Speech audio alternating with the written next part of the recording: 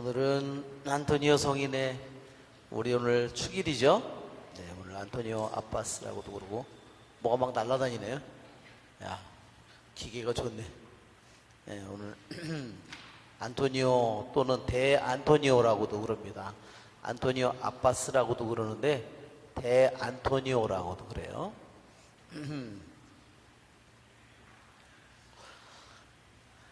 안토니오 성인이 여러 명인데 그 중에서 이 사마귀 안토니오가 제일 첫 번째로 성인이 된 분이라서 이분을 더 우리들이 아빠스 안토니오라고도 부르고 또 대안토니오라고도 부릅니다. 자, 우리 오늘 다니엘 지난번에 7장 하다 말았죠?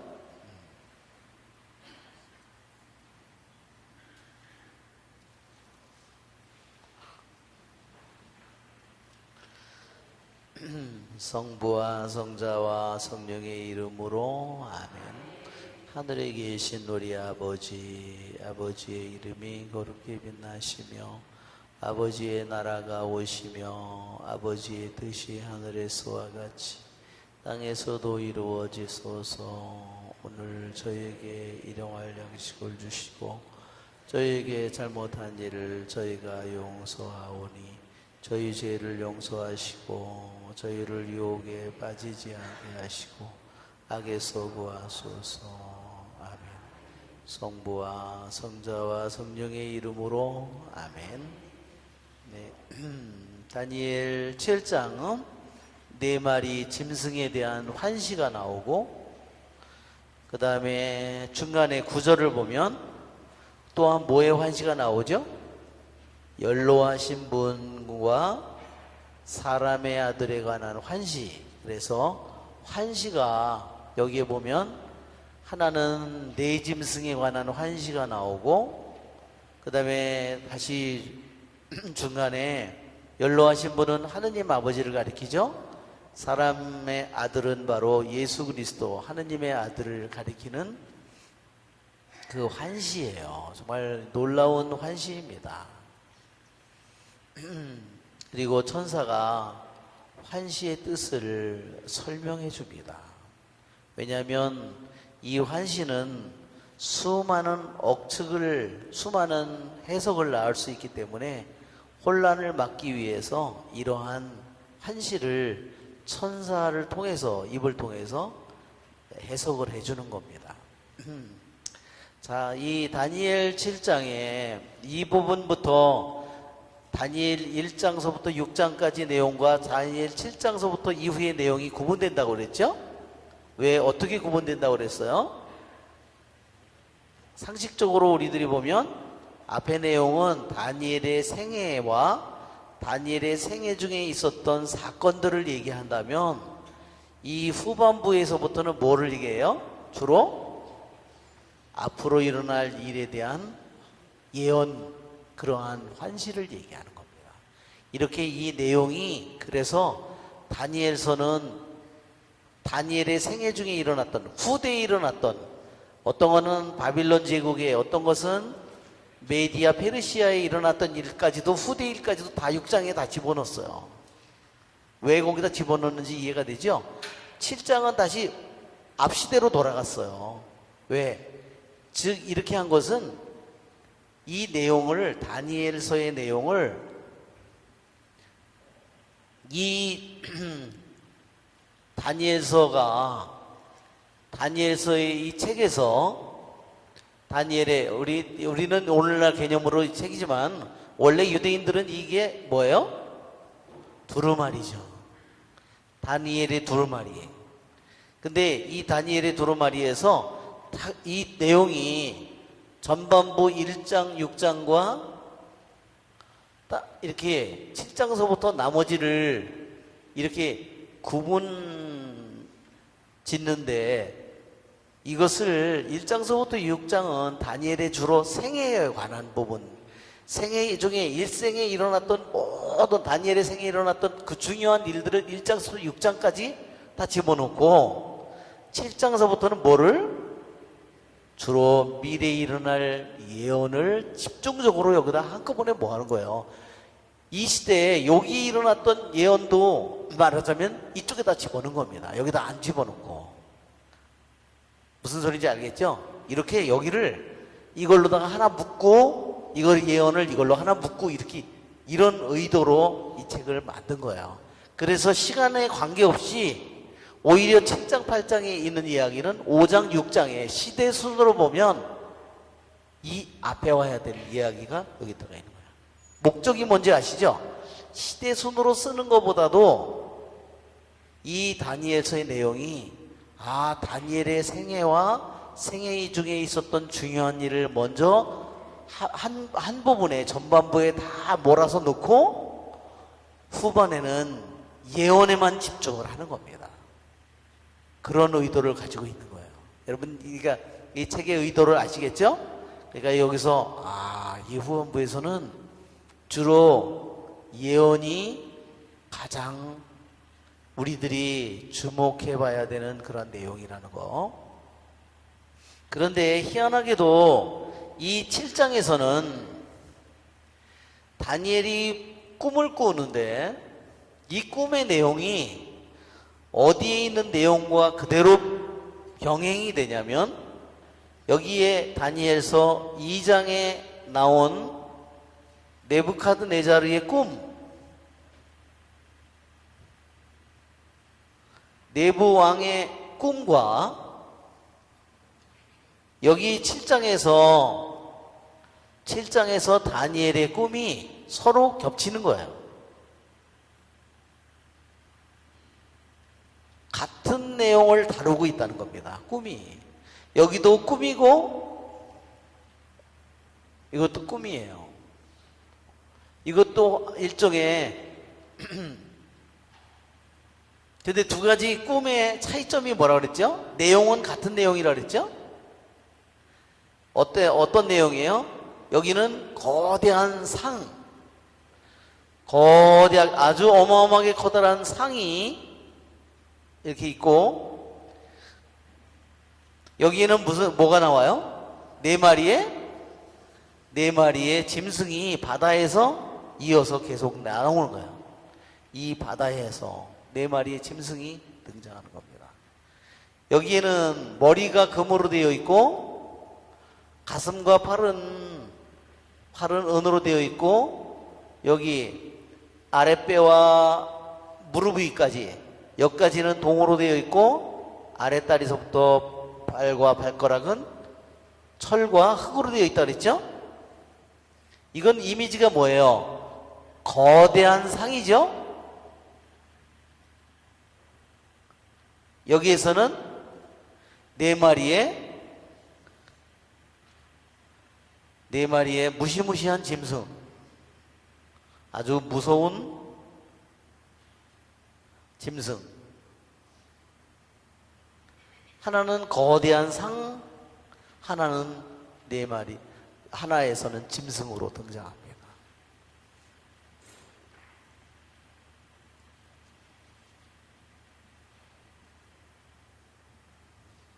그러니까 앞으로 이어올 이 세상에 아시리아에 이어서 오늘 바빌론 제국, 메디아 페르시아 제국, 그리스 제국, 로마 제국, 그 다음에 올 메시아는 누군가요? 그분은 5번째 올 나라죠. 이것을 얘기하는 것이 똑같은 내용이 일어날 역사의 사건과 메시아가 올 거를 예고하는데, 여기서는 메시아가 뭐로 등장해요? 사람이 떼어내지 않았는데 날라오는, 우리가 그림을 보면 맨 앞으로 가면 이게 지금 돌멩이가 날라오죠? 거대한 상이잖아요. 이것이 머리가 금, 여기가 팔까지 은, 그 다음에 배꼽 아래서부터 요 무릎 있는 데까지가 동, 그 다음에 나머지가 철과 흙. 사람으로 떼내지 않은 돌이, 자그마한 돌이 날라와서 발을 치니까 이 거대한 상이 흔적도 없이 사라집니다. 여기서 오늘 메시아는 누구라고요? 이 거대한 상에 대한 꿈에서 이것은 사람의 손으로 떼어내지 않은 작은 돌. 그 돌이 바로 뭐예요? 예수님이죠. 여기서 이것이. 그러니까 정말 이 인류의 역사가 정말 대단한 것처럼 보이는데, 그러나 이 꿈으로 보면 거의 이게 500년이 약 600년 가까운 세상의 이야기거든요. 600년 가까운 이야기가 그냥 꿈 하나예요. 정말 그 온갖 제국의 영환이 뭐니 모든 게 정말 대단한 것처럼 보이고 이 세상의 전부인 것처럼 보이는데, 그냥 어때요? 그분이 치면 다 언제 있었는지 그렇게 큰 소리를 치던 영화 가득 찬 그 나라들이 흔적도 없이 사라집니다. 그렇죠? 여러분, 특히 이쪽의 나라들은 어때요? 바빌론, 페르시아 이런 데는 다 특히 정말 뜨거운 사막, 그 뜨거운 지방이죠. 나중에 되면은 모래 이런 데다 탁 묻혀가지고요. 그런 제국이 진짜 있었나? 정말 언제 그런 나라가 있었지? 그런 것이 정말 다시 먼지로 돌아간 모습, 그것이 정말 너무 잘 나타납니다. 그런데 이 다니엘서 7장에서는 똑같은 이야기가 네 마리의 짐승으로, 자, 이것을 거대한 상이라고 하는 것을 교부들이 이랬어요. 왜 이올 네 나라의 거대한 제국을 왜 상으로 하필이면 하느님께서 보여줬는가? 거대한 상으로. 교부들이 그랬어요. 그게 상이잖냐, 진짜가 아니라. 그래요. 이 상이 진짜 살아있어요? 아니죠? 그것은 그냥 하나의 만든 생명이 없는 거예요. 생명이 없는 거. 말하자면 이것은 생명이 없는 겁니다. 생명이. 그러니까 이 꿈이 갖는 의미가 정말 너무나 놀라워요. 교부들은 그걸 다 우리들에게 이미 성경 해석을 통해서 교부들이 알려줬어요. 이것은 이미 생명이 없는 거다. 껍데기만 있는 거다 이거예요. 그렇죠? 내 제국이 뭐예요? 실제는 실체가 있어요. 사실은 영원히 살 수 있는 그 실체라는 것이 존재하지 않는다는 겁니다. 정말 교부들의 이게 교부들의 성경 이 주의거든요. 이게 한 30권짜리가 이게 다니엘서만인데요. 우리 교부들이 다니엘서를 얼마나 많이 주의를 했는지요. 다니엘서 7장을 제가 주의만, 이게 다행히도요 번역이 됐어요. 그래가지고 제가 이걸 읽어보니까요, 처음에 번역은 또 뒤집어서 번역했더라고. 이 번역한 사람이 이 내용을 잘 모르니까 내용을 뒤집어서, 전자 후자 있잖아요. 영어로 전자 후자를 할 때 this, that 이렇게 얘기하거든요. 그러니까 번역 내용을 보니까 뒤집어서 번역했더라고. 그래서 근데 책으로 그냥 나왔어요. 이 7장 주에만 이만큼이에요. 7장 주에만 한 7장만 이렇게 이만큼 주에들이 많은데, 교부들은 그랬어요. 하느님께서 네부카드네자르에게 이어올, 네부카드네자르는 너무너무 자기에게는 대단하고 자랑스러운 자기의 나라고 영원히 자기 금의 나라가 계속되기를 바랬죠. 그래서 머리만이 아니라 가슴도 팔도 배도 몽땅 금으로 된 거대한 상을 세우잖아요. 그렇죠? 평야에, 그 평원에 세우잖아요. 그렇지만 어떻게 됐어요? 뭐 그 나라는 80년도 못 가서 그냥 사라져버리고 말았습니다. 그런데 다니엘의 꿈에서는 왜 하필이면 그것이 뭘로 나와요? 네 마리의 짐승으로 등장합니다. 왜 네 마리의 짐승으로 등장한가? 그것은 이 세상의 나라들의 잔인함을 보여준다. 이 세상의 나라가 어떻게 운영이 돼요? 군대와 힘으로, 그죠? 그냥 그걸로다가 다스리는 거죠. 예. 뭐 사랑으로, 그렇죠? 예수님처럼 그런 거로 다스리는 것이 아니라 자기의 가장 강력한 힘, 이 세상의 힘이 뭐예요? 오늘날도 똑같잖아요. 오늘날 전 세계를 움직이는 나라들이 러시아나 미국이나 이런 나라들이 다 뭘로 다스려요? 무기로, 경제력으로, 군대로 그걸 다스리죠. 그것은 이 네 마리의 짐승은 지금도 계속 되고 있는 겁니다. 그냥 그대로 짐승이 이 세상을 움직이고 있는 것. 그래서 요한복음에 그러죠. 이 세상의 왕자가 누구예요? 사탄의 이름이 요한복음에서는요, 이 세상의 왕자입니다. 프린스 오브 더 월드라고 했어요. 사탄의 이름, 하느님만이 사탄의 정체를 아니까, 그렇죠? 요한복음에 the prince of the world라고 그랬어요. 세상의 왕자라.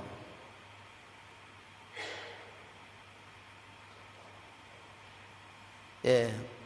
그래서 우리들이 세상의 영으로만 살려면 세상의 첫째가 되려고 길을 쓰잖아요. 그게 뭐예요? 세상에서 첫째가 되려고 길을 쓰는 거. 그것은 하느님의 영이 아니에요. 하느님의 영이 세상의 첫째가 되려고 그럴까요? 예. 거대한 이것이 치면 그냥 다 먼지로 돌아갈 건데 거기서 첫째가 되려고 하겠어요? 첫째가 되면 세상의 영에 따라서, 세상의 논리에 따라서 움직여야 돼요, 그 사람은. 그렇죠? 세상의 왕자의 대리인 역할을 해야 되는 거예요, 자기가. 그렇죠? 안 그럴까요? 그러니까 이 두 가지, 다니엘서 2장과 7장에 나온 이 표상이, 하나는 거대한 상, 겉모습은 무시무시하고 모든 사람에게 공포감을 주고 모든 사람을 하지만, 그러나 실체는 없는 비어있는 것이다. 겉은 번쩍거리고, 그죠? 아주 강하지만 그러나 실체는 없는 것이라는 것을 보여주고, 또한 바빌론의 이 다니엘서의 7장에서 네 마리의 짐승의 환신은 우리들에게 이 제국이 무엇으로 움직이는 제국인지를 우리들에게 그 속에 실체를 보여주는 겁니다. 실상을 보여주는 겁니다. 자, 7절을 보면 첫째 짐승은 사자와 같았는데, 우리들이 그전에도 그림을 봤지만 첫째는 사자와 같았는데 독수리의 날개를 가졌죠. 예. 그 다음에 둘째는 곰과 같은데 한쪽으로 기울어져 있고 뭐예요? 갈비를 물고 있었다 그랬고, 세 번째는 이게 머리가 네이시고 날개가 네이신 표범으로, 그 다음에는 이 뭐라 그러냐면요, 이 짐승을 무언지 명명을 못해요. 다니엘이 본 적이 없어서. 그래서 그냥 무시무시한 짐승으로만 나와 있는 겁니다. 자, 여기 보면 사자, 곰, 표범, 그 다음에 무슨 짐승인지 모르는데 하여튼 뿔이 10개가 있고 자그마한 뿔이 나오는데, 11번째 뿔이 나오는데 그 11번째 나오는 자그마한 뿔이 앞에 있던 세 뿔을 다 잘라버리고 가장 커다란 뿔이 되는 겁니다. 그래서 이것을 갖다가 적그리스도라고 이렇게 얘기합니다. 자, 이제 7절을 우리가 같이 한번 읽어볼까요? 그 뒤에 내가 계속 밤의 환시 속에서 앞을 보고 있었는데 끔찍하고 무시무시하고 아주 튼튼한 네 번째 짐승이 나왔다. 커다란 새 이빨을 가진 그 짐승은 먹이를 먹고 으스러뜨리며 남은 것은 발로 짓밟았다. 그것은 또 앞에 모든 짐승과 다르게 생겼으며 뿔을 10개나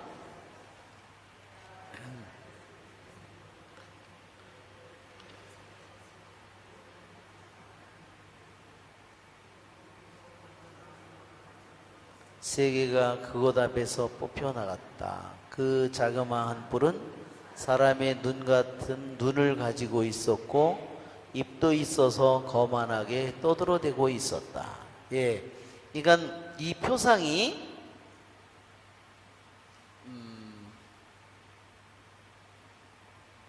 우리 아마 오늘 이 뿔이 있죠? 여기 짐승에 눈이 있고 뿔이 이렇게 있어요. 눈알이 어때요? 새빨개요. 이 뿔이 뭐를 의미하느냐면 이 표상, 성경은 항상 이 성경에 나오는 이 하나하나가 표상이 의미하는 바가 있죠? 뿔은 뭐를 의미하죠? 뿔은 항상 힘을 의미합니다. 뿔은. 그래서 유대인들이 그 성전에 뿔이 있는데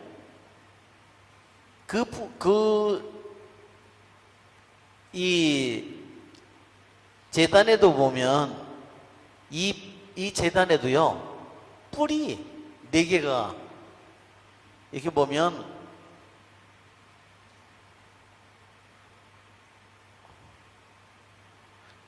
제단에도 뿔이 이렇게 뿔이 있어요. 뿔이 4개가.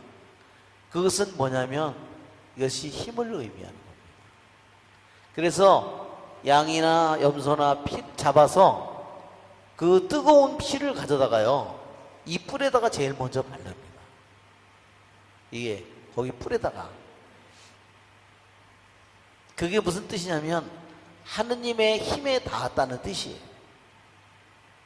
너의 피가 하느님의 힘에 닿았다는 뜻이에요. 그렇죠? 하느님의 힘과 접촉을 했다는 거죠. 그런데 여기 있는 뿔은 어떤 뿔이에요? 이것은 사악한 힘을 가리키는 겁니다.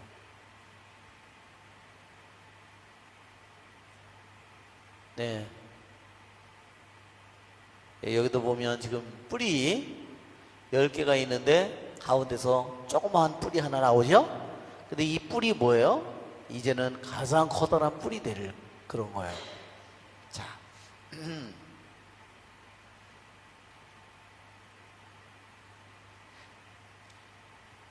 이 4번째 짐승은 새 이빨을 가졌고 또 발로 모든 것을 짓밟았다고 했습니다. 또한 다른 점이 뿔을 10개나 달고 있었고 작은 뿔이 11번째로 또한 나옵니다. 이 4번째 짐승은 다른 이전의 짐승보다 이전에 왔던 세 마리의 짐승보다 다른 점이 아주 많아요. 다르다는 말이 여기서 보면 우리가 이 7절 이후에서부터 보면 다르다는 말이 4번째 짐승의 다른 점이요 5번이나 등장합니다. 다르다는 말이.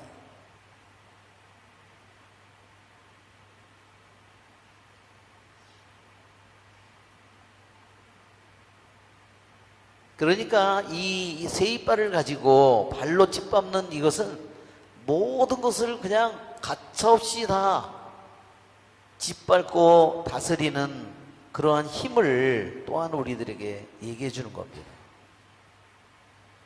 열뿔이 무엇일까? 열뿔은 분명히 10명의 왕이에요. 자, 그러면 이 4번째 짐승이 무엇을 의미할까요? 우리 뒤에 보면 이미 뒷부분에 해석이 나와 있어요. 한번 보세요. 자, 23절에 4번째 짐승은 이 세상에 생겨날 4번째 나라이다. 어느 나라와도 다른 이 나라는 온 세상을 집어삼키고 짓밟으며 으스러뜨리리라. 뿔 10개는 이 나라에서 일어날 열 임금이다. 그들 다음으로 또 다른 임금이 일어날 텐데 이 또 다른 임금이 몇째예요? 그러니까 11번째 임금이에요. 앞의 임금들과 다른 이 임금은 그 가운데서 새 임금을 쓰러뜨리리라. 그는 가장 높으신 분을 거슬러 떠들어대고 지극히 높으신 분의 거룩한 백성을 괴롭히며 축제일과 법마저 바꾸려고 하리라. 그들은 1년, 2년, 반년 동안 그의 손에 넘겨지리라. 자, 1년, 2년, 반년을 합치면 몇 년이 되죠? 3년 반이라고 그랬죠? 3년 반이 의미하는 바는 뭐라고 그랬죠? 이것이? 예, 7이 완전수인데 완전수가 완전히 동강난 거예요. 이것은 완전한 불완전을 의미하고 불행을 의미하는 말입니다. 이것은 불행과 고통을 의미하는 거예요. 시련을 의미하는 겁니다. 시련의 시간, 환난의 시간을 가리키는 말이에요.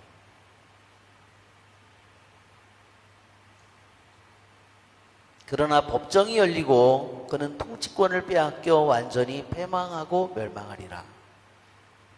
예, 그래서 여기에 보면 첫째 짐승이 첫째 짐승, 둘째 짐승, 셋째 짐승, 넷째 짐승, 넷째 짐승이 가장 무시무시하지만, 그리고 나중에는 결국은 어떻게 해요? 하느님마저 모독하고 축제일과 법마저 바꾸고 모든 것이 그의 손에 넘겨지겠지만 어떻게 해요? 결국은 어떻게 돼요? 그 시간이 지나면 멸망하리라는 거예요. 그는 영원한 존재가 결코 아니라는 겁니다. 그래서 이 이야기는 유대인들로 하여금 너희가 지금 귀향을 와서 아시리아의 전쟁에 져서 아시리아가 너네 나라를 멸망시키고 성전도 불태웠는데 이제 너희가 바빌론 제국의 통치, 그 다음에 메디아 페르시아의 통치 속에 있지만 내가 너희들이 여기는 지금 바빌론 임금이죠? 바빌론 제국에 너희들이 속해 있고 그러나 또 다른 제국에 또 거기에 밑에서 통치 아래서 너희들이 살겠고 또 다른 제국에서 또 살겠지만 가장 더 끔찍한 통치가 고난이 너희들에게 오겠지만 그러나 그것이 너희의 끝은 아니다. 그들은 반드시 멸망할 거고 바로 메시아께서 올 거라는 것을 알려주는 겁니다.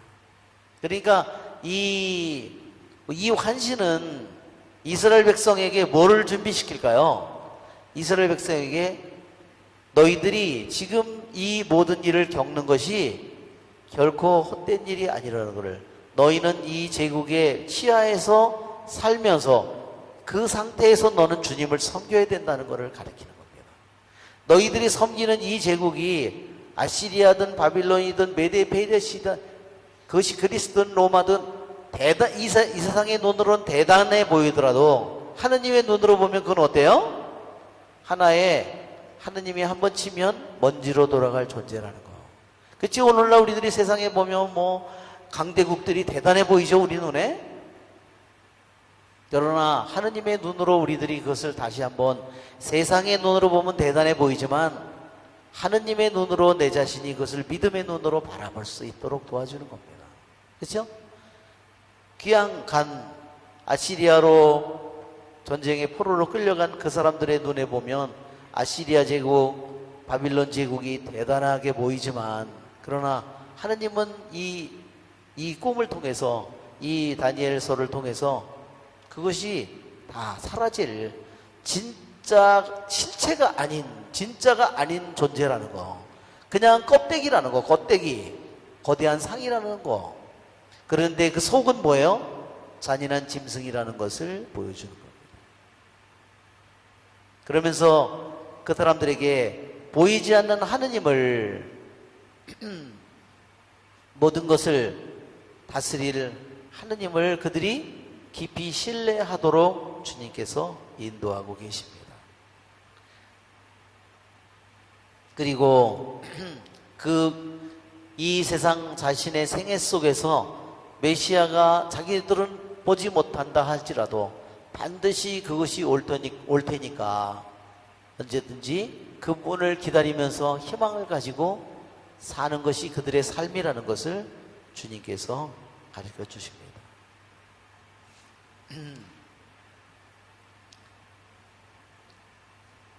자, 그래서 여기에 보면 뿔이 10개라고 그랬는데 다니엘서 2장을 한번 펴보세요. 다니엘서 2장에는요 이 거대한 상에서 여기에 나오는 10개의 뿔이 여기서는 뭐로 나오냐면요 발가락으로 나와요. 웃기죠? 다니엘서 2장에 보면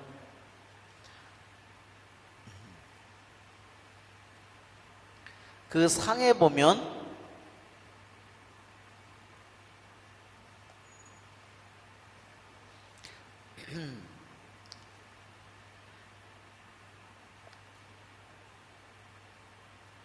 41절에 보면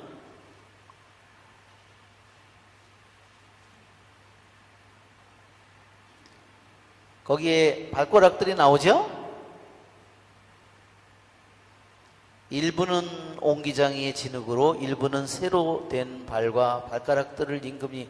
그 발가락이 몇 개예요? 당연히 10개죠. 그러니까 이게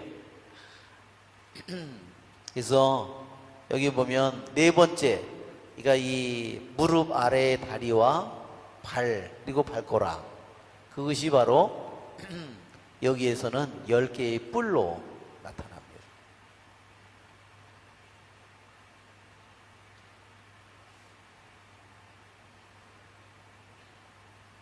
내가 그 뿔을 살펴보고 있는데 그것들 사이에서 다른 자그마한 뿔이 올라왔다. 그러니까 뿔은, 다른 뿔들은 이미 자라서 커다래져 있는데 새로이 작은 뿔이 나왔는데 어때요? 먼저 나온 큰 뿔 3개가 그 앞에서 뽑혀 나갔어요.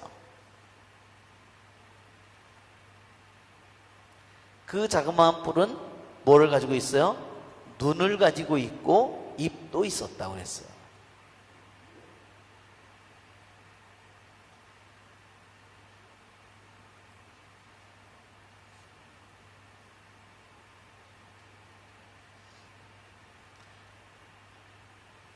눈은 뭐를 가리키냐면 지성을 가리키는 겁니다. 눈은. 입은 뭐를 하고 있어요? 하느님을 모독하고 있는 겁니다. 교만이죠.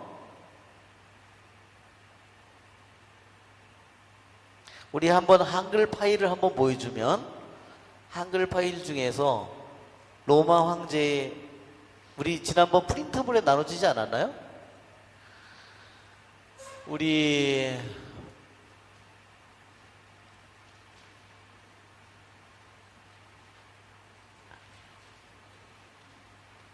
다니엘 7장 예수님 언급 10개의 발가락,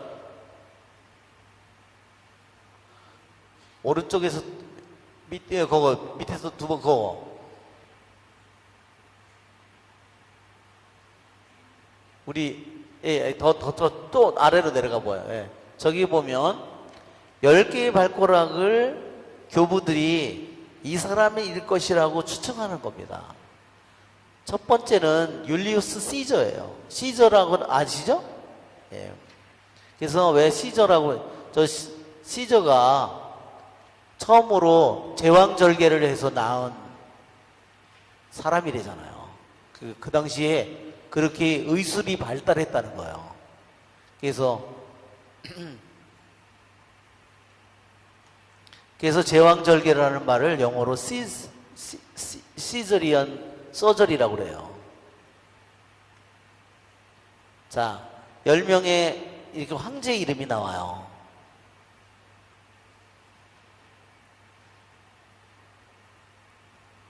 자, 이제 이게 추측 중에 하나입니다. 10명의 황제에 대한 추측.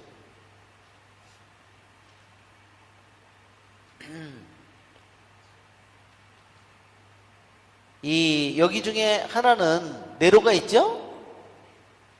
네로는 누구예요? 자기가 통치를 처음에 너무너무 잘했죠?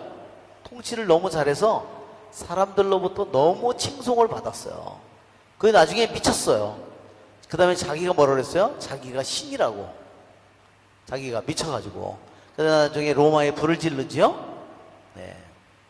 그런데 그 전해지는 이야기에 의하면 네로의 엄마가 자기 남편 왕을 독살했대요. 왜 그랬었냐면 자기 아들을 왕으로 만들려고. 왜? 그 당시에 황제는 여자들이 얼마나 많겠어요? 그냥 오빠 우리 아들 좀 왕으로 만들어줘. 서로 막 난리. 그렇죠? 그 젊은 여자들이 계속 나오는데 자기는 이제 늙고 이제 점점 늙고 그러니까 저도 읽어보고서 깜짝 놀랐어요. 클라우디오 네로의 아버지잖아요. 클라우디오의 아내가 자기 아들을 왕으로 올리기 위해서 자기 남편을 독살했다는 겁니다.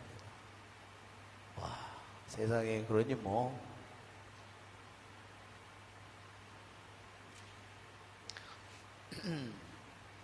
그래서 묵시록에 보면 13장에 666이 나오죠? 그 한번 네로 한번 보세요.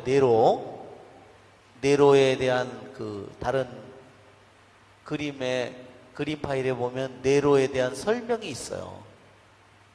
네로에 그러니까 이 네로를 내 묵시록 13장에서 666이 무엇을 의미하느냐? 이게 네로 시저라는 거죠. 이거를 그냥 이게 보면 케사르예요. 케사르. 이걸 시저라고도 읽고요. 케라고도 읽을 수 있어. C라고도 읽고 있을 수 있고 이거를 K라고도 읽을 수 있어요. 케사르예요. 네로 케사르라는 말은 황제의 칭호입니다. 네로 황제예요.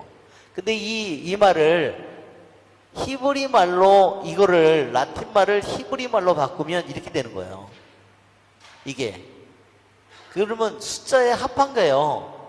네로 네론.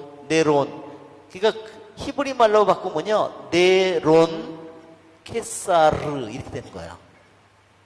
그래서 그 숫자를 히브리 말은 다 한번 그 도표가 있어요. 한번 봐주세요.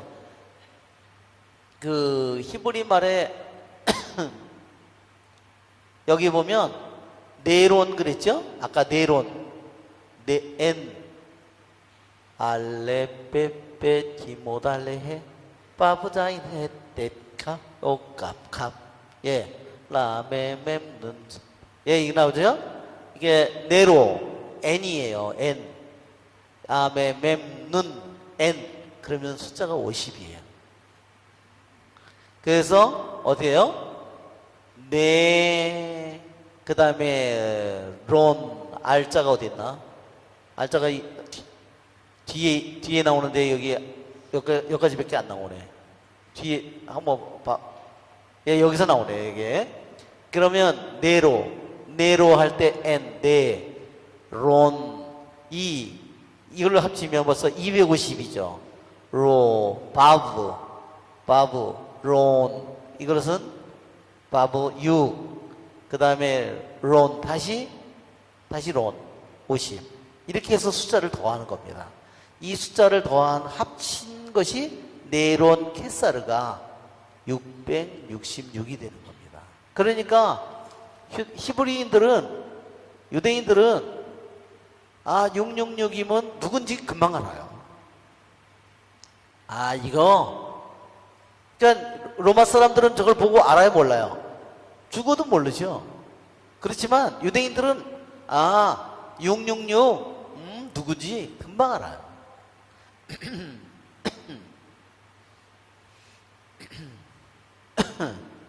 자, 이제는 우리 연로하신 분과 사람의 아들에 관한 환시. 그래서 여기 보면 지금 첫째, 둘째, 셋째, 넷째 짐승에 대한 그러한 교부들의 해석 부분에서 하도록 하겠습니다. 여기 연로하신 분은 아까도 그랬죠?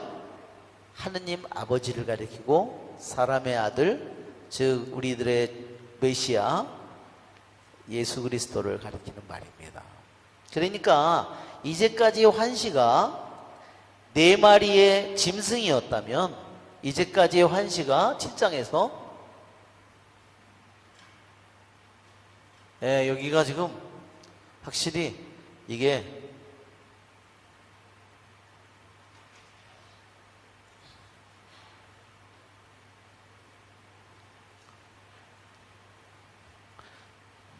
우리 베로니카가 아주 여기가 습도가 별로 없어가지고 이제까지는 환시가 네 마리 짐승, 네 짐승에 대한 환시에서 뭘로 넘어가느냐면 연로하신 분, 즉 하느님 아버지와 하느님의 아들, 즉 사람의 아들에 관한 환시로 넘어가는 겁니다. 자, 네 마리 짐승은 뭐예요? 세상의 나라지요. 자, 이제는 이것이 뭔가요? 하느님의 나라로 환시가 이가 대비되어서 딱 나타나는 겁니다. 이 보면 이스라엘은 끝난 것 같고 하느님의 나라는 어디 있는지 완전히 끝난 것처럼 보이는데 때가 되면 네 마리의 짐승은 흔적도 없이 사라질 것이고 결국은 하느님의 나라가 결국은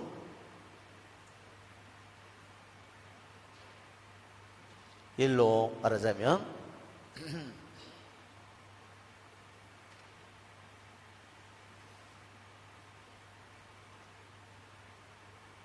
그래서 이 7장이 더욱더 우리들에게 이 2월 세상의 거대한 나라들 다음에 영원하신 분 바로 하느님 아버지와 하느님의 아들에 관한 환시가 더욱더 두드러지게 나타납니다. 내가 보고 있는데 마침내 옥좌들이 놓이고 연로하신 분께서 자리에 앉으셨다.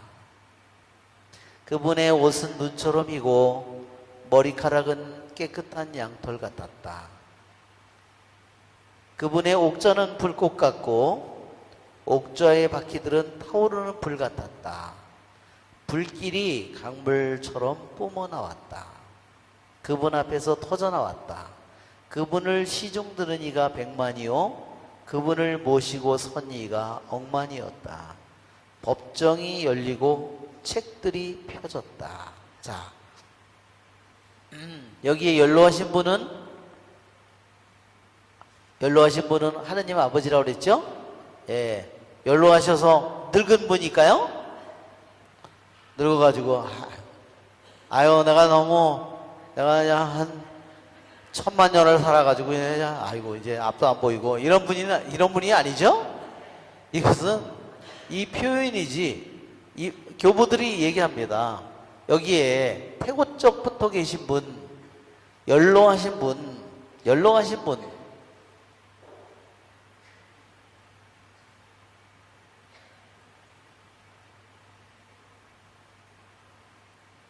영어로는 더 ancient 그랬어 그냥.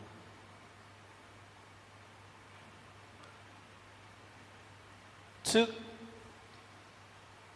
태고적부터 계신 분. 그러니까 시작이 있나요? 시작이 있다면은요, 그건 무슨 이미 전능한 하느님이라고 할 수 없어요. 하느님이 시작이 있었다고 하면 시작 전에는 건 뭐 아무것도 아니었네, 없었네. 그건 하느님이 아니에요. 아시겠죠? 하느님은 그러기서 시작이 없고 끝이 없는 겁니다. 시작이 있었다면 그건 문제예요. 하느님이 끝이 있다 그러면 뒤끝이 아니라 끝이 있다면 문제예요. 예, 그죠? 그럼 언젠가는 없어질 유한한 존재를 가리키는 겁니다. 그래서 여기에 연락하신 분, 이것은 시작도 없고 끝이 없는 분이에요. 이것은 뭐를 가리키냐면 이것이 바로 곧 영원을 의미합니다.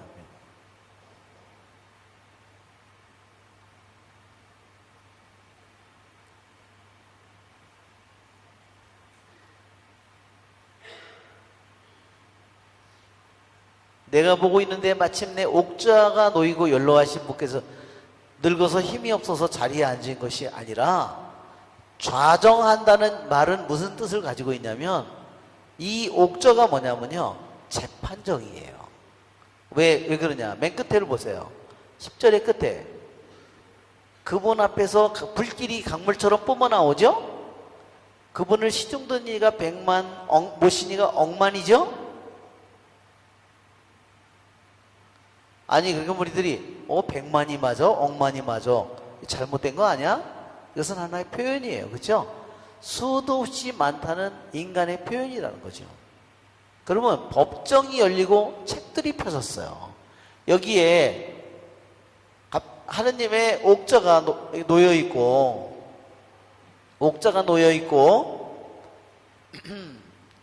그분이 여기에 앉아 있는데 거기에서 책들이 펴집니다. 자, 교부들이 뭐라 그러는지 아세요? 이 책들이 뭘까? 하느님에게 무슨 책이 필요하냐는 거예요.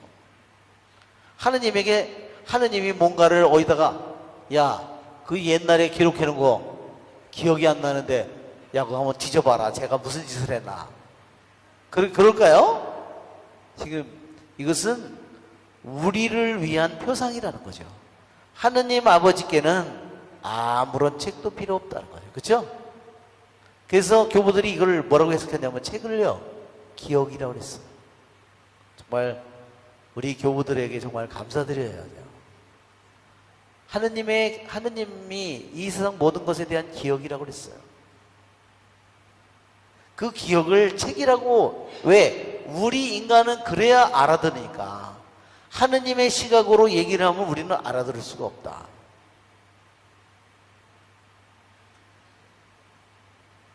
즉, 하느님이 옥좌가 필요 없는 분이죠. 그렇지만 그것은 바로 하느님께서 언젠가는 이 세상 모든 것을 하느님께서 심판하실 그러한 때가 반드시 온다는 것을 우리에게 보여줍니다. 내 나라가 끝나고 이제 하느님께서 이 세상 모든 것들을 법정을 열어서 하느님이 책들이 펴지고 이제 모든 것을 심판할 순간을 가리키는 말이다.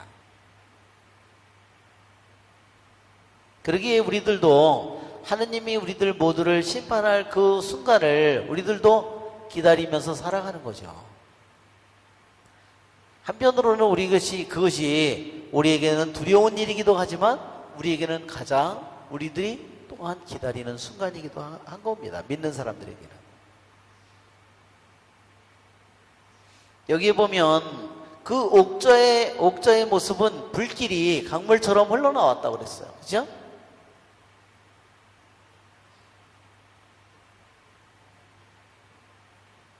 이 불길이 강물처럼 뿜어나오는 이 모습은요, 이미 이사야 예언서에 엘리사 예언자, 에제키엘 예언서에 이미 불수레라는 이 말이 나오고, 또 엘리야가 여기 보면 불수레를 타고 올라가죠?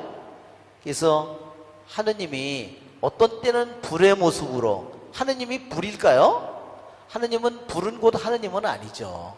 그런데 우리를 위해서, 인간을 위해서 하느님은 여러 가지 모습으로 당신을 드러내 보이시는 거예요. 우리 인간을 위해서. 어떤 때는 시나이산에서는 뭐 어때요? 구름 기둥으로, 낮에는 구름 기둥으로, 밤에는 불 기둥으로. 그러면 그 구름이 곧 하느님이냐, 불 기둥이 하느님이냐? 그런 건 아니지만 하느님께서 우리에게 당신을 드러내는 도구로 사용하는 거죠. 그분의 옷은 눈처럼 희고 머리카락은 깨끗한 양털 같았다.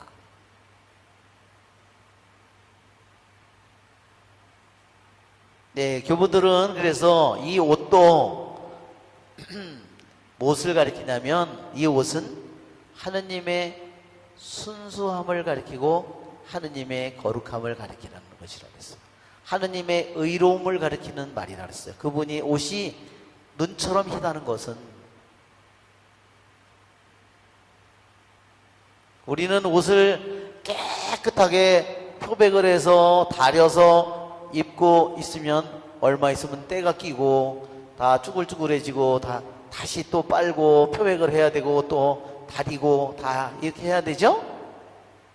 그렇지만 여기에 있는 그분의 옷은 이것은 물질이 아니라는 거죠. 무슨 소리인지 여러분 아시겠죠?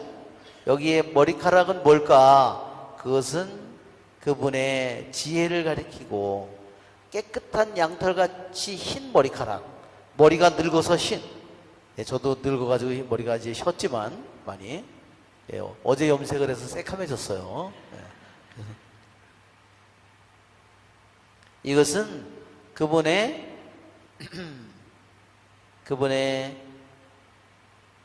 지혜를 가리키는 말이라고 그랬어요.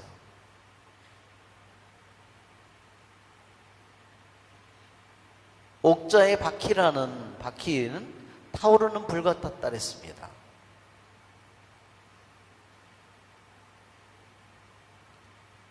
이것은 또한 심판의 불을 가리키는 겁니다. 그분에게서 왜 모든 것을 다 드러내고 모든 것을 그분이 더러운 모든 것은 다 태우는 불이라는 거죠. 이러한 표상이 그 강물처럼 흘러나오는 불길을 이런 것은 이미 시나이산의 영광 속에 나타난 하느님의 모습, 그 다음에 엘리야 예언자 그 갈멜산에서도 보면 불이 내려오잖아요, 하늘에서.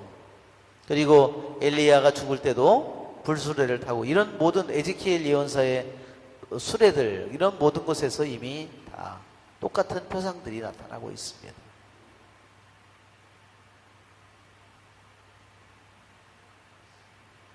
그리고 모세도 보면 모세가 불타는 가시덤불이 나오죠. 예, 그런 것이 다 같은 표상이에요.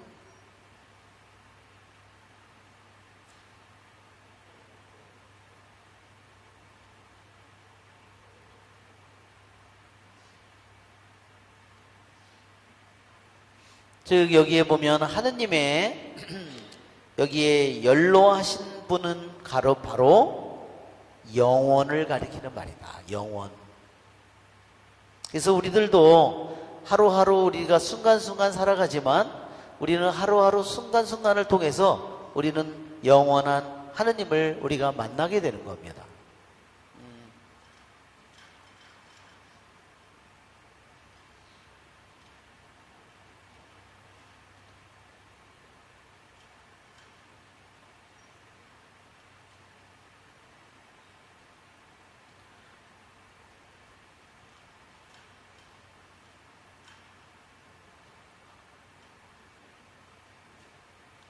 그래서 우리가 오늘 하나님의 목소리를 듣거든 내 마음을 완고하게 가지지 말라 그렇게 하죠?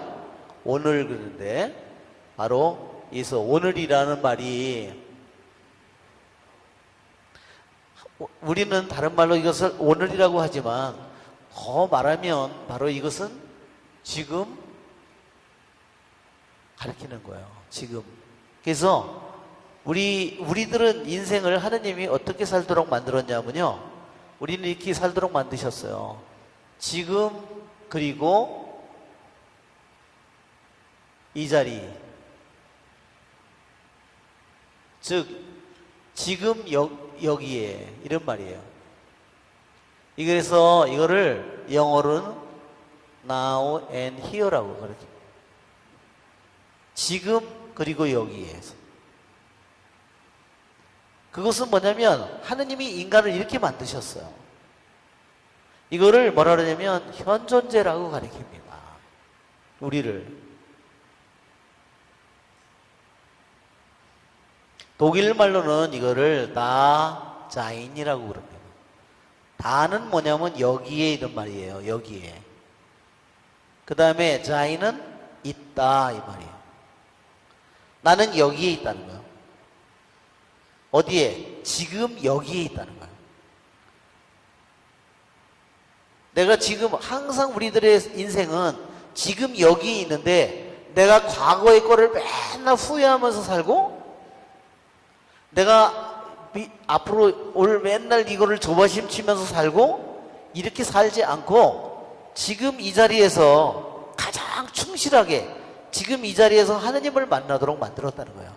지금 이 자리에서 하느님을 만나지 못하는 사람은 하느님을 만나기 힘들어요. 그래도 어떤 사람은 그러잖아요. 하느님은 용서해 줬는데 자기를 용서 안 해. 내가 내 자신을 용서할 수가 없어. 내 자존심이 용납하질 않아. 그게 뭐예요? 겸손이 아니라 교만이에요. 그죠? 하느님께서는 나는 너의 죄를 기억하지 않겠다. 하느님이 머리가 나빠서 기억하지 않겠다고 그랬을까요? 기억을 하느님이 안 하겠다고 하는데 자기는 기억을 하는 거야. 자기가 미치는 거지.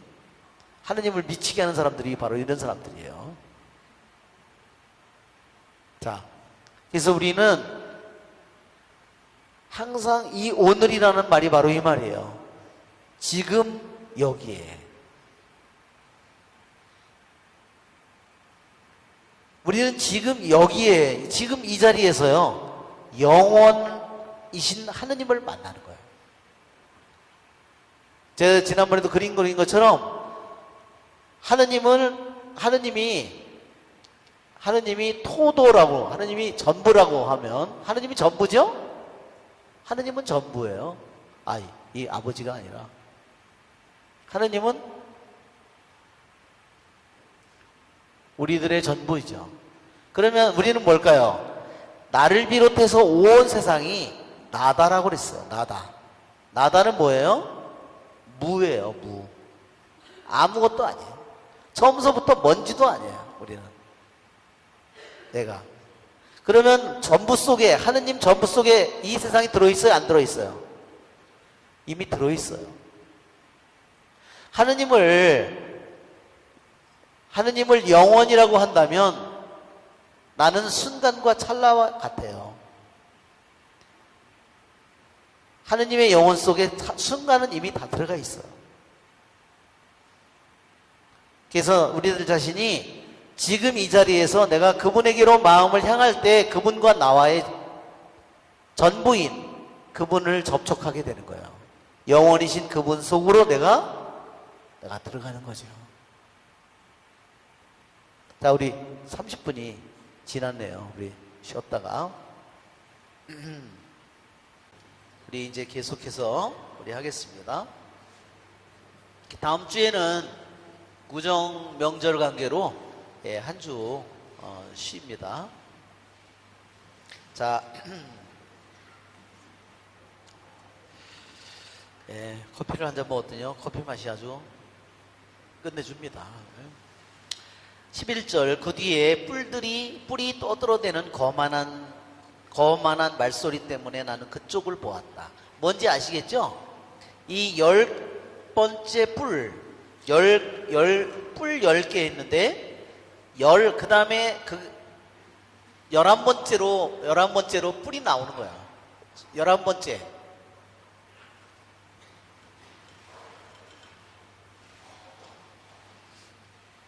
이거를 사람들이 이거를 가리켜서 적그리스도다 이렇게 보통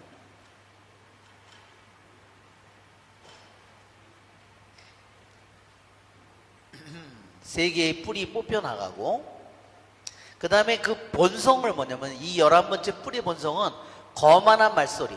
이것은 뭐냐면 하느님은 모독하는 거예요. 오늘날 우리들이 살고 있는 세상에 보면 정말 예수님의 이름이 욕이잖아요. 정말 지저스 막 이런 영화나 이런 데서 보면 그것은 완전히 예수님의 이름이 정말 저주받을 이름처럼 이렇게 하는 거예요. 그것이 오늘날 세상의 모습이에요. 우리들이 살고 있는 세상의 현실입니다. 그 다음에 오 마이 갓 이런 말도 많이 쓰죠? 그래도 우리 절대 그런 말 쓰면 안 돼요. 오 마이 갓 이런 말 절대로 쓰면 안 돼요. 이것도 일종의 정말 이것도 하느님의 말, 이게 이걸 모독하는 말. 오 마이 갓. 이게 좋은 의미로 사용하는 것이 아닙니다. 그래서 제가 무슨 일이 생기면 오메 근데 그거는 괜찮지만 오마이 갓은요. 그 전에 나주현이 계셨잖아요. 그래서 요즘 그 전에는 뭐 오마이 갓 하는 사람이 별로 없었지만 요즘 아이들은 영어를 많이 배워가지고 뭐 영어로 그걸 배우니까 뭐 제일 먼저 배우는 게 욕이잖아요. 다른 나라 말로 하는 게 우리 하는 것처럼. 그런데 그래서 주교님 오마이, 그래서 저도 주교님한테 배웠어요. 절대 이 말을 써서는 안 된다. 예, 여러분, 그래서 아이들이 이런 걸 할 때, 그래서 왜냐면 이 언어는 습관이잖아요. 한 번 하면 계속 그 말을 사용하거든요.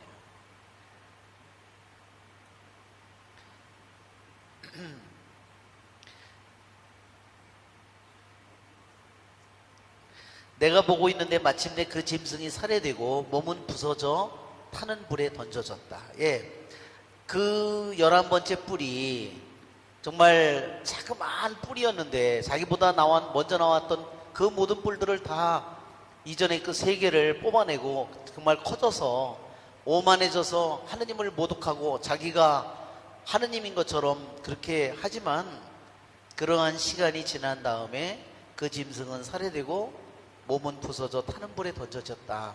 여러분 아까도 그런 것처럼 발가락이 나중에는 그 거대한 상이 사람이 떼어내지 않은 자그마한 날아온 돌에 의해서 맞아가지고 그 전체가 사라지는 그 모습과 같은 겁니다. 그리고 나머지 짐승들은 통치권을 빼앗겼으나 생명은 얼마 동안 연장되었다. 그랬어.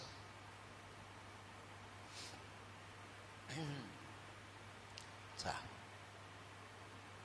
내가 13절, 내가 이렇게 밤의 환시 속에 앞을 보고 있는데 사람의 아들 같은 이가 하늘의 구름을 타고 나타나 연로하신 분께 가자 그분 앞으로 인도되었다.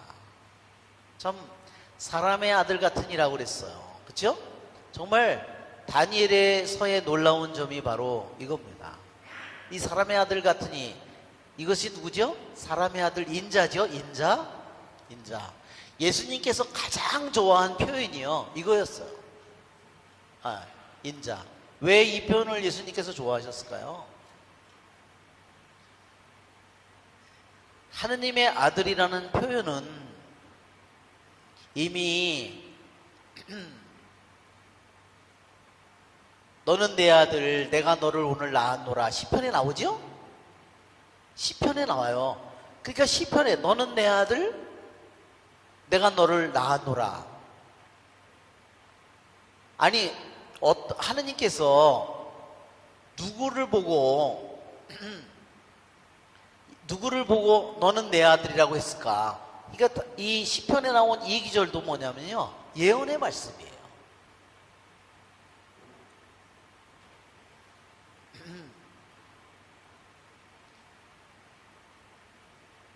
너는 내 아들, 내가 너를 낳았노라. 이것은 이거를 갖다가 뭐라 그러냐면 하느님 아버지로부터 하느님의 아들이 창조된 것이 아니라 이거를 그래서 제네라시오라고 그럽니다. 즉 그것은 뭐냐? 하느님의 아들의 탄생이라고 했어요. 창조된 것이 아니라 하느님의 아들은 창조된 것이 아니라 하느님 아버지로부터 탄생한 것이라 그랬어요. 표현이 그겁니다.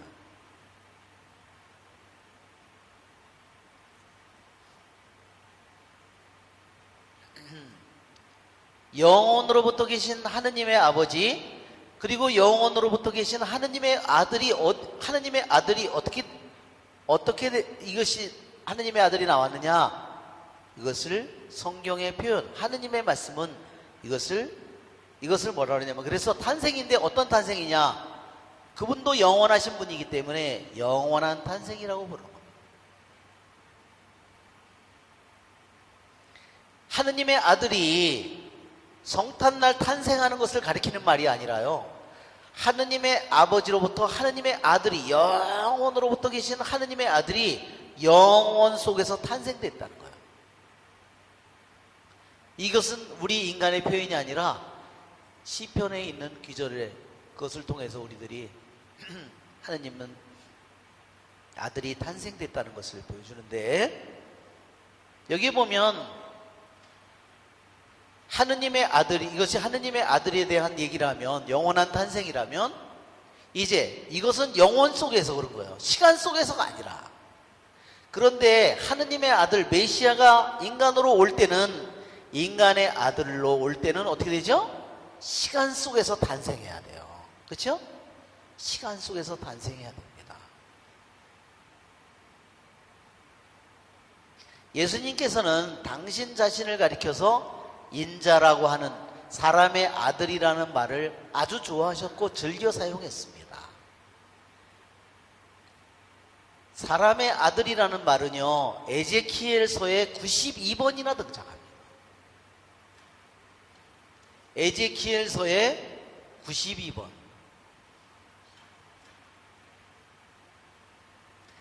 그 다음에 다니엘서에서 여기에 한 번 나오는 거예요. 그런데 이거를 얼마나 예수님이 신약에서 좋아하셨냐면, 마태복음이나 요한복음에서 14번, 루카복음에서 25번을 사용한 거예요. 예수님이 당신을 가리켜서 이렇게 이 용어를 좋아하셨어요.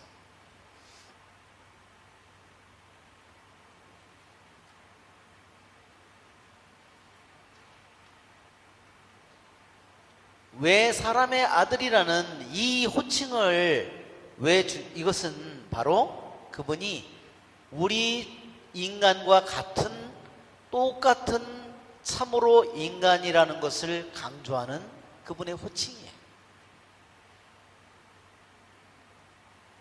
참으로 온전한 우리와 똑같은 인성을 지녔다는 것. 여러분, 초대교회의 예수님이 그 승천하시고 난 후에 100년도 되지 않아서요, 예수님이 진짜 인간이 아니라는 이단들이 무지하게 많이 등장했어요. 그러면 진짜 인간이 아니면 뭘까요? 잠깐 인간인 것처럼 쇼를 했다는 거예요. 그런 것을 뭐라 그러냐면 도체티즘이라고 그럽니다.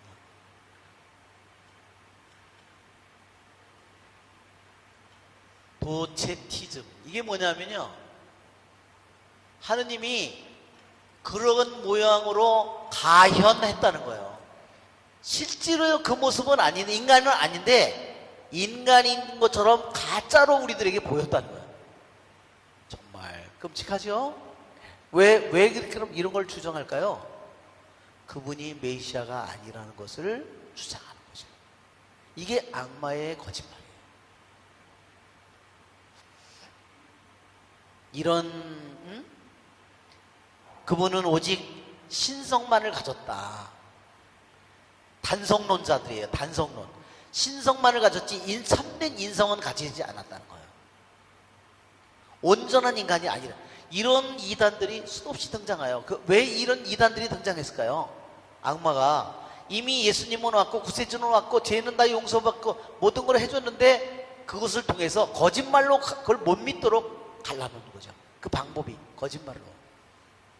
예수님은 구원을 모든 걸 만들어 놨는데 그것을 못 믿도록 만드는 방법을 악마가 쓰는 거죠.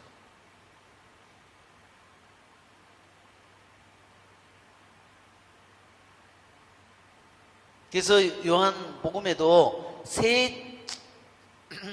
증언이 셋이 있다고 그랬잖아요. 물과 피와 성령이라고 그랬어요. 물과 피는 뭐예요? 그분을 찔렀을 때 그분의 몸에서 진짜 물과 피가 쏟아져 나왔다. 진짜 물과 피가, 우리와 똑같은 인간이라서 그 인성을 증언해 주는 거지, 참다운 인간이라는 것을 증언해 주는 것이 그 물과 피입니다. 옆구리에서 흘러나온 물과 피죠.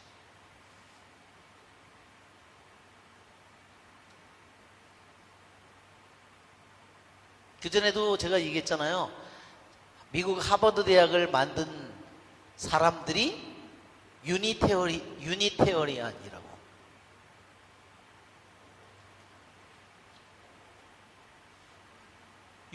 유니예요. 삼위일체는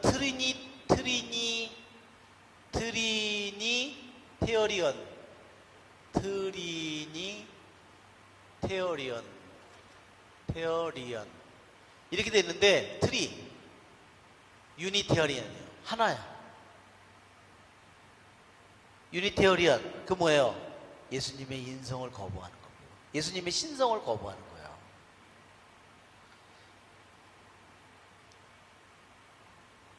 그러니까 그 뭐예요? 예수님이 위대하긴 위대하지만 진짜 신은 아니라는 겁니다.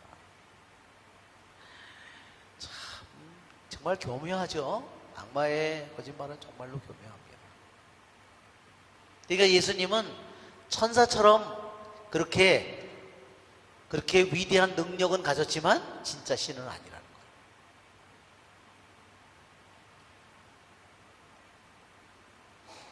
거예요. 정말 이러한 그런데 여기 보면 사람의 아들 같은 이가 나타나서 예수님이 오시기 이전에 이미 550년 전에 이 예언이 이미 다니엘을 통해서 주어졌다는 거예요. 정말 놀랍잖아요. 다니엘은 뭐를 기다려요? 끊임없이 성경을 읽으면서 하느님의 자기는 귀향을 포로로 전쟁을 통해서 포로로 자기는 와서 이방인의 나라에서 살고 있는 존재인데 자기는 예레미야 예언자를 통해서 70년의 밀린 안식년을 다 채울 때까지, 그렇죠? 여러분 역대기 학원에 그게 나오죠? 역대기 학원을 보면 역대기 학원의 끝이 21절을 보세요. 36장 역대기 학원 36장 21절. 역대기는 뭐예요? 이스라엘의 왕정의 끝이에요. 왕정이 완전히 몰락한 마지막 때죠. 그런데 21절을 보면 주님께서 예레미야 입을 통하여 하신 말씀이 이루어졌다. 이 땅은 밀린 안식년을 다 갚을 때까지 줄곧 황폐해진 채 안식년을 지내며 이른 해를 채울 것이다. 이게 몇 년이라고 그랬어요? 밀린 안식년 이른 해.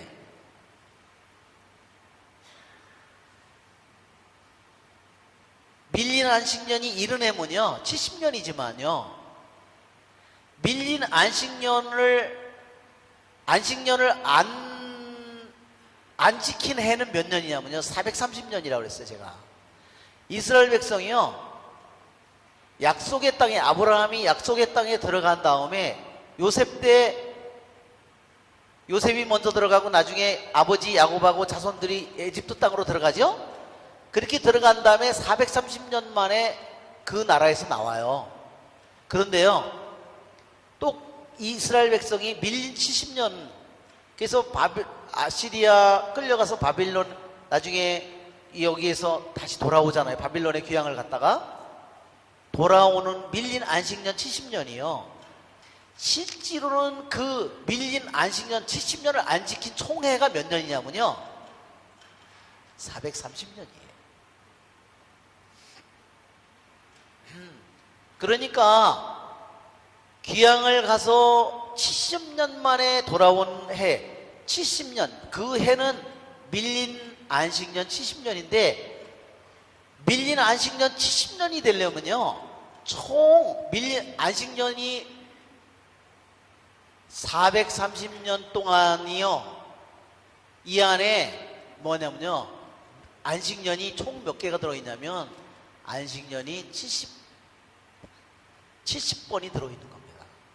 안식년이 여기에 안식년이 몇 개가 들어있냐면 70번이 들어있어요. 70회가. 우리들이 그냥 계산으로는 안식년에 몇 년에 한 번 와요? 7년에 한 번 오죠? 7년에 한 번 오니까 70번이면 뭐예요? 490년인데 왜 430년이야? 오늘 여러분이 가서 집에 가서 한번 계산을 해보세요. 종이에다가 한번 쇠 빠지게 한번 내가 한번 해보겠다. 네, 해가지고 여러분이 하면 이게요 430년이 딱 나와요. 왜 그럴까요? 여기에 한 가지가 이유가 뭐냐면요, 항상 첫 번째 해가요 희년이에요. 첫째 해가 1년, 제1년이 희년입니다. 대희년. 그러면 1년, 그 다음 안식년은 몇 년일까요? 8년, 15년, 22년, 자 이렇게 나가는 겁니다. 29년, 자 36년, 이런 식으로 가는 거예요. 자 그 다음에 45년, 그 다음에 52년, 이런 식으로 가가지고 다시 49년째가 되면 다시 그게 안식년이 되는 겁니다.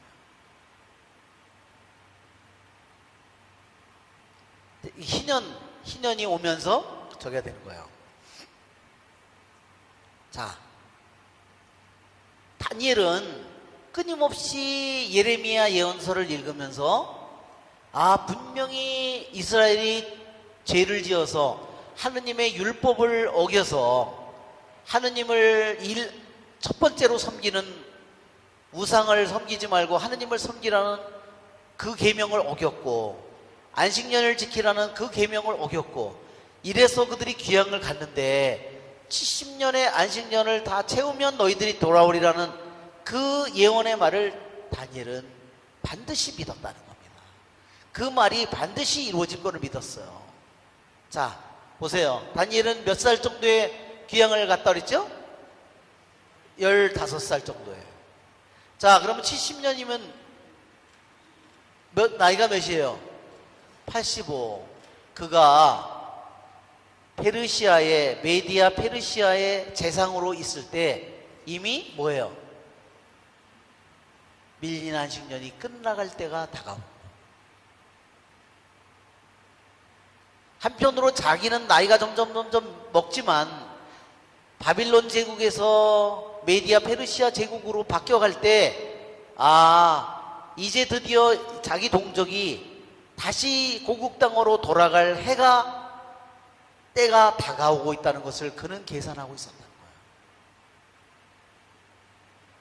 그는 반드시 그 말이 이루어질 것을 믿었다는 거죠.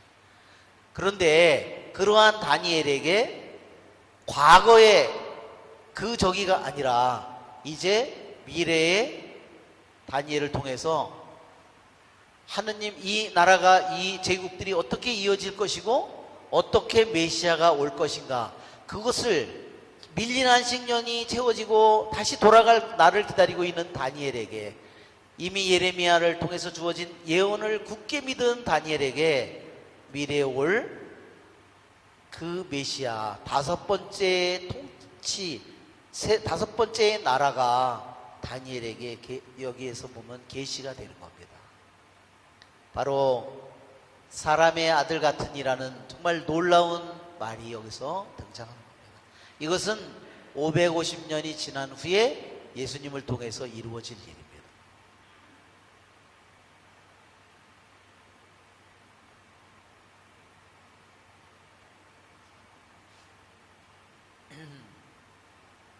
연로하신 분께 가자. 그분 앞으로 인도되었다. 그에게 통치권과 영광과 나라가 주어져 모든 민족들과 나라들, 언어가 다른 모든 사람들이 그를 섬기게 되었다. 그의 통치는 영원한 통치로서 사라지지 않고 그의 나라는 멸망하지 않는다. 그렇죠?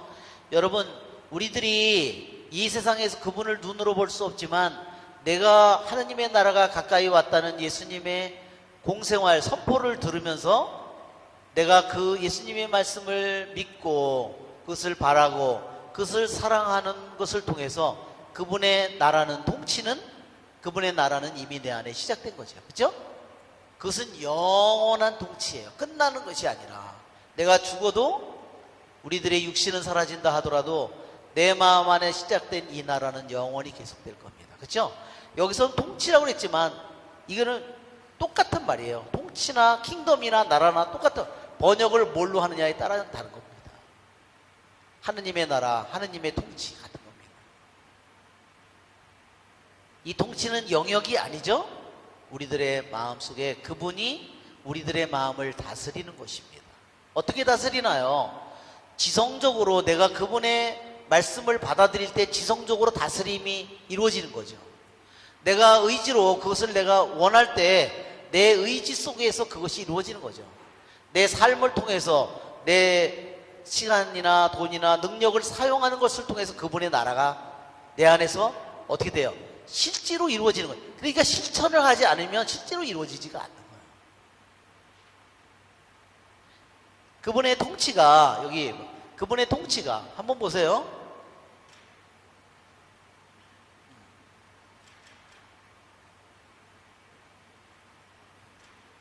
네, 그것도 지우려고. 우리 그 전에 인간의 영혼육을 할 때 이렇게 했잖아요. 그렇죠? 육신 우리 이 영혼육이 그래서 우리 보면 육신의 오관 다 이 모든 것이요 다 뭐가 있냐면 육도요 센스를 가지고 있고요 다 센수스를 가지고 있어요. 이게 뭐냐면 감각이에요. 영도 다 하나님이 우리에게 넣어놨어요. 육의 감각을 넣어놨고요 혼도 혼의 감각을 넣어놨어요. 영도 영의 감각을 영은 뭐를 감각할까요? 보이지 않는 하나님을 감각하는 겁니다. 혼은 뭘 감각해요? 정신적인 것들을 알아차리는 거죠. 육은 육적인 것들을, 물질적인 것들을 감각하죠.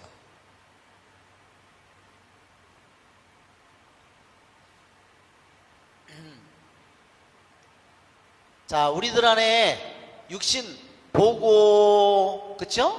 보고, 듣고, 그쵸? 보고, 듣고, 말하고, 냄새 맡고, 콧구멍이죠? 예.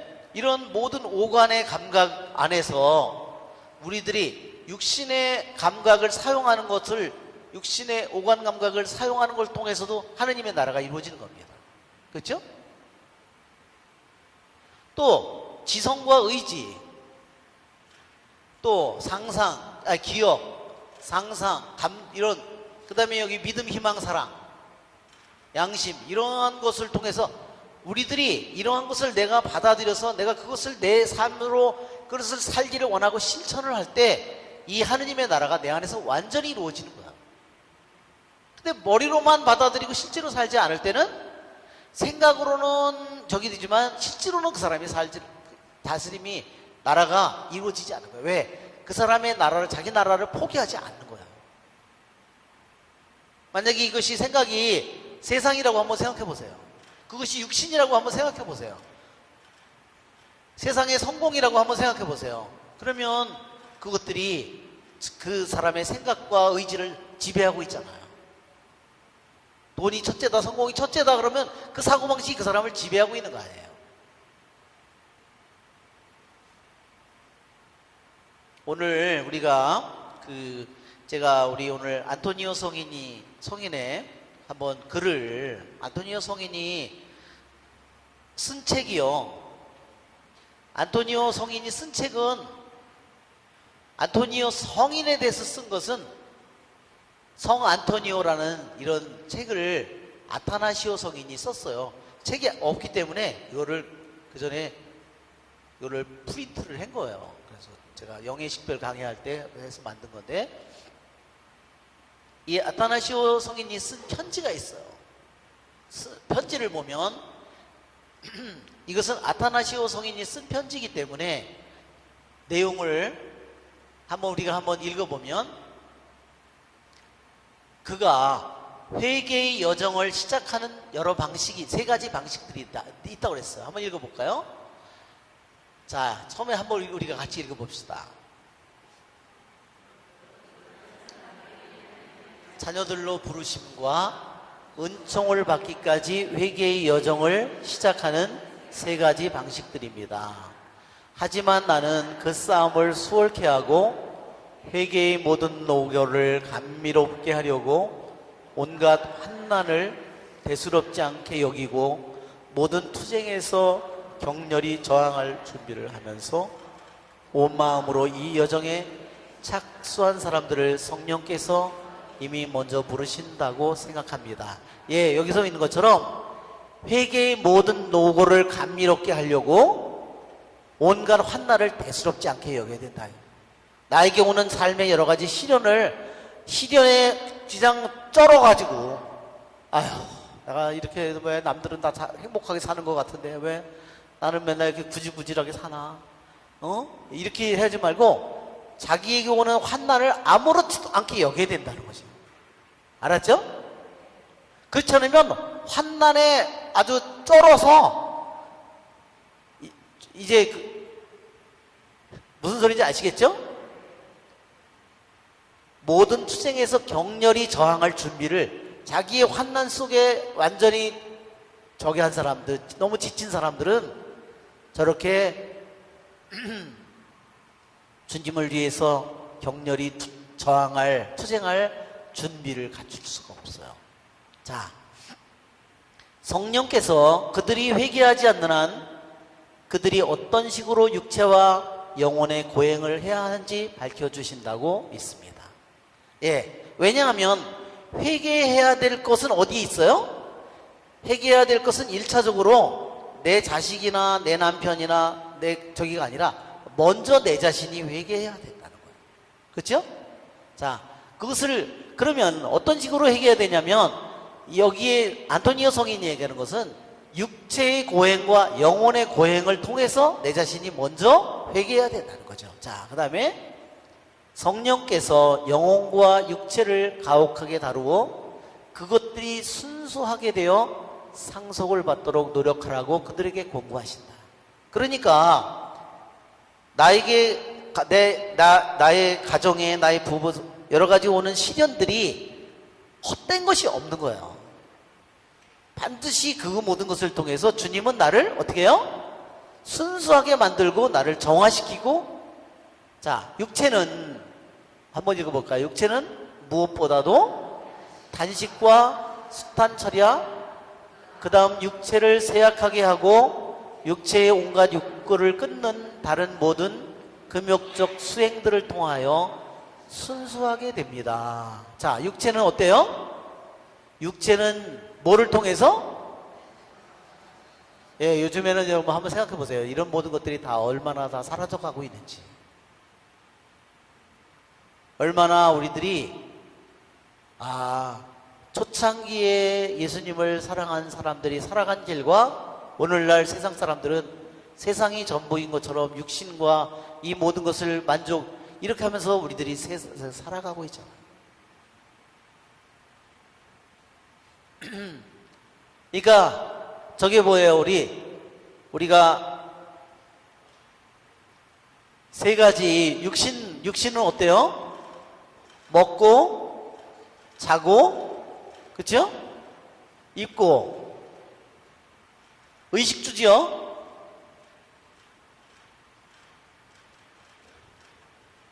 먼저 이것을 통해서 성경도 그래서 보면 회개하는 사람은 먼저 뭐예요? 베옷을 입고 그렇죠? 자루옷을 입고 그렇죠? 단식을 하면서 그렇죠? 잠을 자지 않으면서 이러면서 그들이 회개를 준비했어요. 왜? 자기 자신이 얼마나 보잘것없는 하루 잠을 안 자니까 어떻게 해? 미칠 것 같아. 한 끼 두 끼를 안 먹으니까 미칠 것 같아. 그러면서 자기 자신의 참모습을 깨달아가는 거죠. 그렇죠? 예. 자기 자신이 얼마나 음식이나 잠이나 편안함이나 수많은 것의 위로를 받아야 자기 자신이 그렇게 속에서 조그만 거 하나만 저기 안 되더라도 그렇죠? 불평을 해대고 막 이렇게 하되잖아요. 그러니까 먼저 육신적으로 우리들의 영혼이 육신적으로 먼저 정화되고 순수하게 만들어져야 돼요.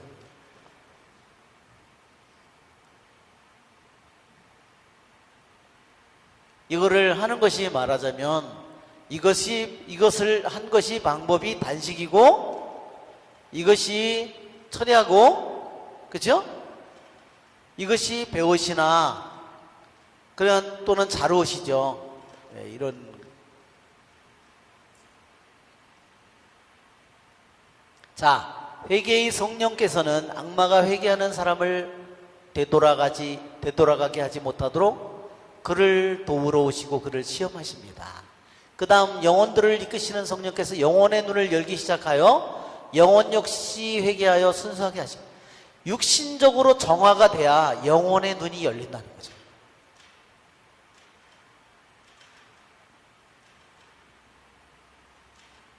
왜? 육신의 지배를 입고 있는 사람은 영혼의 눈을 뜰 수가 없다는 거예요.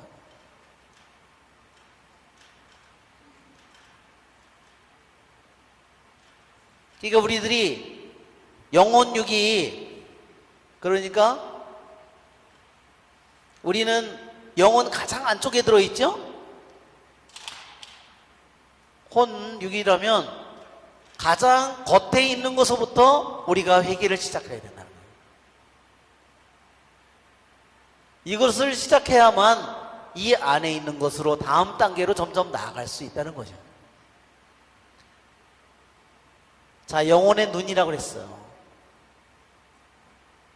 그때 마음은 육체의 필요들로부터 영혼의 필요들을 분별하기 시작하며 성령께서는 그에게 고행을 통하여 육체와 영혼을 정화하는 법을 가르치십니다.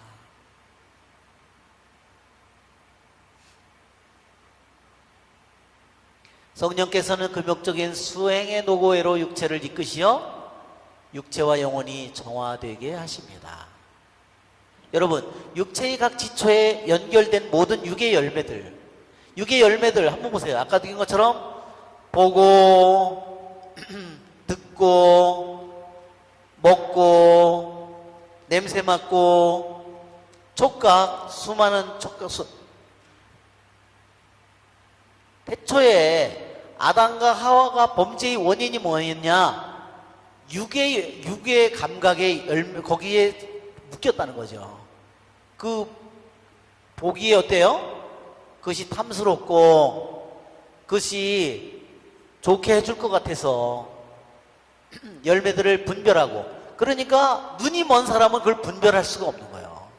육체로부터 정화되고 순수해진 사람이 영혼의 눈이 열려서 이거는 육적인 것이고 이건 영적인 것이고 그런 거를 열려서 그거를 구분할 줄 아는데 그렇지 않으면 구분하지를 못한다는 거죠. 육체의 각 지체를 사탄의 영이 전혀 없던 초기 상태로 되돌리는 분은 성령이십니다. 이게 우리는 사마귀 안토니오 성인의 이러한 글을 통해서 그것이 이 세상에서 가능하구나. 하느님이 우리를 처음에 낙원에서 만든 상태로 우리 육신의 감각도 되돌아갈 수 있다는 거. 육신의 각지체, 눈, 오간 감각이 사탄의 영이 전혀 지배를 받지 않는 그런 상태로 하느님은 성령은 우리를 되돌릴 수 있다는 겁니다. 그래서 뭐라고 그러죠? 사도 요한은 하느님에게서 태어난 사람은 죄를 짓지 않습니다. 왜? 하느님의 본성을 나누어 받았기 때문입니다. 그걸 뭐죠? 그것은 낙원에 있던 죄짓기 이전의 인간의 육신의 감각의 상태로 우리를 되돌려 놨다는 거죠.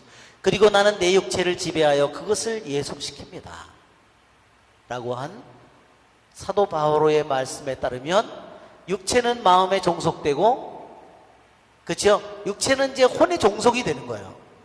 육체가 반란을 못 일으키는 거예요. 혼에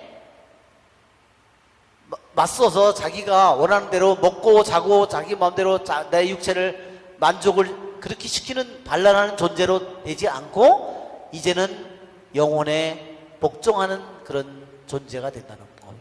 사실 성령께서는 음식과 음료와 잠으로부터 마음을 정화하셨고 영혼의 순결덕택에 그분은 단 한 번에 온갖 욕정과 성적 결합에 대한 온갖 상상으로부터 마음을 영원히 자유롭게 하셨습니다. 예. 그러니까 저렇게 될 수 있는 단계가 처음에 뭐서부터 되는 거예요? 육신의 정화로부터 시작한다는 거예요. 그래서 우리는 내가 인간이나 하는 먼저 내 자신이 그러한 길을 가려면 육신적으로 내 자신이 이러한 조그마한 수련을 내 자신이 조금씩 해나감으로써 내 영혼의 정화가 같이 이루어지고 그 다음에 영혼의 눈이 열리게 된다는 거죠. 그러면 성령께서 우리 안에 하실 일을 다 하시게 된다는 겁니다. 자, 3번. 나는 육체 안에 세 종류의 움직임이 있다고 생각합니다. 첫 번째 종류는 육체의 고유한 움직임이다. 자, 육체에는 나의 육체를 움직이는 세 가지 움직임.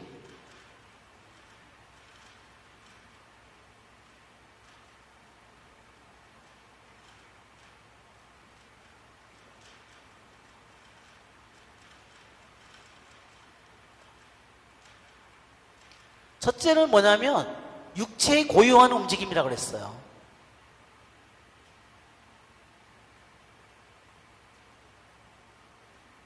육체의 고유한 움직임, 먹는 거, 자는 거, 성적인 거, 이런 것들. 그런데 이것은 우리들에게 하느님이 그렇게 만들어 놨다는 거예요, 이미 고유하게. 자, 그러면 처음부터 그렇게 창조되었어요. 그러나 만일 영혼이 그것을 원하지 않으면, 나에게 성적인 본능이 주어졌는데 만일 그것을 원하지 않는다면 작용하지 않습니다. 내가 원함으로써 그것이 어떻게 돼요? 말하자면 우리들의 성적인 그러한 작용이나 먹고 자는 것도 내가 그것을 원하지 않는다면 그것도 작용하지, 그냥 없었던 존재, 그러한 것 작용이 아예 없었던 것처럼 그것이 작용하지 않는다는 거예요. 그러니까 내가 원함으로 인해서 그 작용이 어떻게 돼요? 점점 커지고 강해진다는 거죠. 그 기능이 일어난다는 거예요, 우리들 안에서. 그것을 통해서 그 기능이 작동이 된다는 거예요. 자, 두 번째 종류의 움직임. 인간이 많은 음식과 음료로 육체를 살찌울 때 이 영양분으로 달궈진 피는 탐식으로 자극된 육체 하나의 싸움을 일으킵니다. 내가 너무 맛있는 것을 많이 먹으면 그 에너지가 어떻게 돼요? 내 안에 들어왔잖아요. 내 안에서 막 끓고 있는데 어떻게 해? 그 에너지는 뭘로 갈까요? 먹은 게 성적인 에너지로도 갈 거고, 그렇죠? 많이 먹었으니까 또 많이 자야 되고, 그렇죠? 이 모든 것들이 내 안에서 이루어지는 움직임이죠? 이게 두 번째 움직임이에요. 그러니까 첫 번째 움직임이라고 하는 것은 내가 잘 우리들이 육체의 고유한 움직임은 다스릴 수 없는 부분이지만 두 번째 부분은 우리들이 다스릴 수 있는 부분이라는 거예요.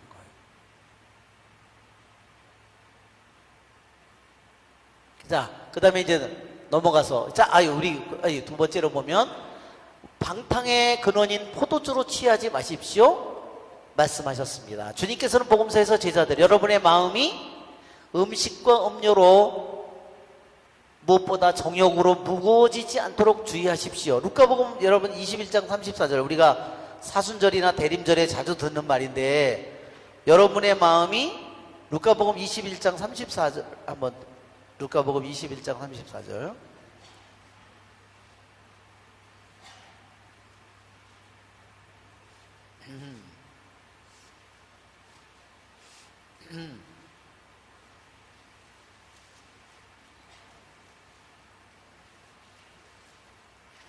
방탕과, 너희는 스스로 조심하여 방탕과 만취와 일상의 근심으로 너희 마음이 물러지는 일이 없게 하여라 그랬죠?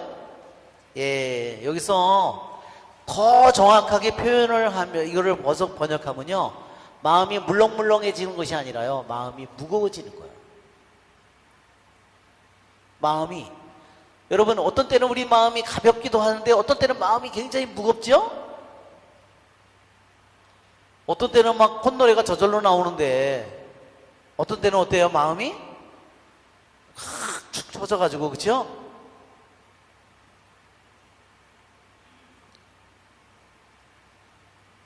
우리들의 마음이 무거워지지 않도록 조의하라 했어요. 방탕은 뭘로 오느냐? 방탕은 음식과 음료로 온다는 거예요. 방탕과 만취와 일상의 근심으로, 그렇죠? 근심도 한번 들어오면 어때요? 근심 걱정이 끊임없이 계속되면 우리들의 마음이 무거워집니다. 그래서 교부들은 얘기하는 거예요. 하느님이 인간의 마음을 어떻게 만들었냐면 인간의 마음은 깃털과 같다 그랬어요. 어떻게? 조금만 내가 마음을 먹기만 해도 마음이 한없이 어때요? 하늘로 올라가는 거예요. 내 마음이 하늘로 끊임없이 내 마음이 살짝만 불어도 내 마음이 감사하는 마음, 찬미하는 마음으로, 자유로운 마음으로 끊임없이 하느님을 향해서 가도록 되어 있는데, 내가 하루를 잘못 살면 방탕과 만취와 일상의 근심으로 내 마음이 어떻게 돼요? 한없이 어디로 가요? 하느님은 우리들의 마음이 한없이 하늘로 올라가도록 만들었는데, 내가 하루를 잘못 살면 내가 마음이 한없이 어디로 가? 지옥으로 가는 겁니다.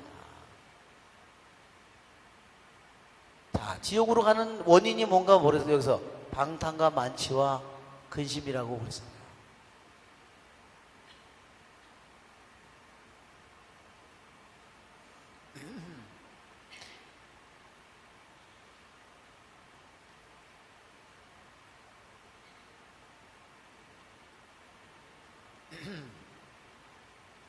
순결함을 추구하는 우리는, 그래서 순결함 또는 다른 말로 이게 순수함이에요.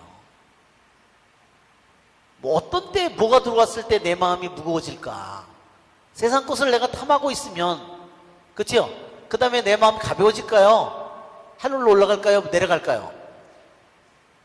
벌써 못 내려가죠. 내가 교만한 마음을 하면 벌써 마음이 하늘로 올라갈까요? 내려가죠.